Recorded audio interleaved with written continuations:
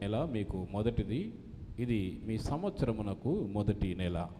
మీరు ఇశ్రాయేలీయుల సర్వ సమాజముతో ఈ నెల దశమి నాడు వారు తమ తమ కుటుంబముల లెక్క చొప్పున ఒక్కొక్కడు గొర్రె పిల్లనైనను మేక పిల్లనైనను, అనగా ప్రతి ఇంటికి ఒక గొర్రె పిల్లనైనను ఒక మేక పిల్లనైనను తీసుకొనవలెను.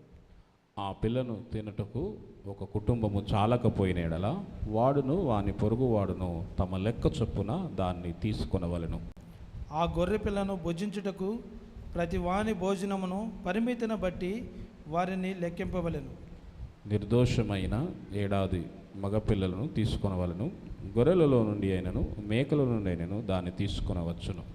ఈ నెల 14వ దినము వరకు మీరు దాన్ని నుంచుకొనవలెను.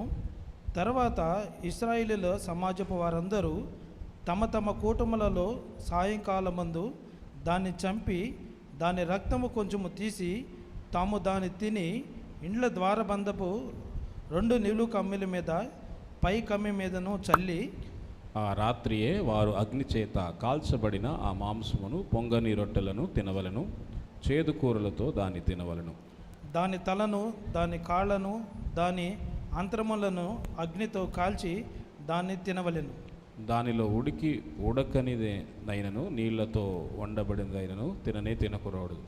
ఉదయకాలం వరకు దానిలో ఏదియు మిగిలింపకూడదు. ఉదయకాలం వరకు దానిలో మిగిలినది అగ్నితో కాల్చివేయవలెను.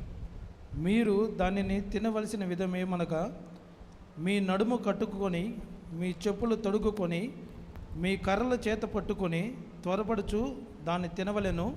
ఇది యెహోవాకు పస్కా బలి. ఆ రాత్రి నేను ఐగుప్తు దేశమందు సంచరించి ఐగుప్తు దేశమందలి మనుషులలో కానీ జంతువులలో కానీ తొలి సంతతి అంతయు హతము చేసి ఐగుప్తు దేవతలందరికీ తీర్పు తీర్చుతను. నేను యెహోవాను. చివరి వచ్చిన అందరం చదువుకుందాం. మీరున్న ఇండ్ల మీద ఆ రక్తము మీకు గుర్తుగా ఉండును. నేను ఆ రక్తమును చూచి మిమ్మల్ని నశింపచేయక దాటిపోయేదను. నేను ఐగుప్తు దేశమునకు పాడు చేయుచుండగా మిమ్మల్ని సంహరించుటకు తెగులు మీ మీదికి రాదు.